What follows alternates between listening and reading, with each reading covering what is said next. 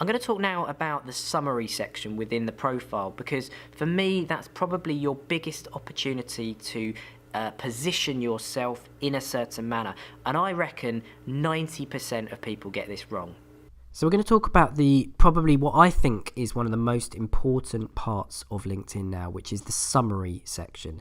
So this is the section that appears directly under my name here, and you can see here how I've written it. Hey, thanks for checking out my profile, very good of you, etc, etc.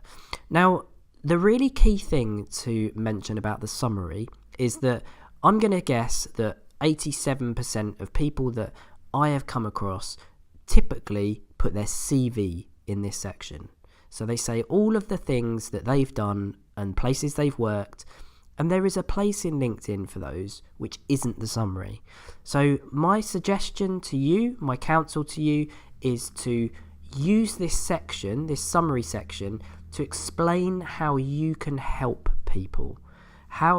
Try to use stories of things that you've done which explain how you might be able to benefit. I use the term think like the buyer quite a lot.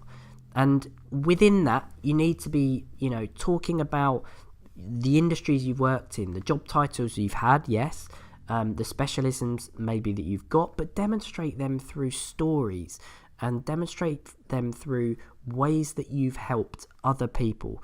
What you really want is someone coming to this section and saying, oh wow, this guy or girl knows their stuff, I need their help. The other section to mention within the summary is this bit down at the bottom, which is rich media. And as you can see, LinkedIn allows you to upload different types of media. So you can upload PDFs, you can upload PowerPoint slides, you can upload videos. And as you can see here, I've got a number of things. So here's a white paper that we created this year called 2017 Digital Trends. 5 things your website needs this year. A little video that I created on YouTube about what it's like to work for my business. Client testimonials from one of our key clients there, and so on and so forth.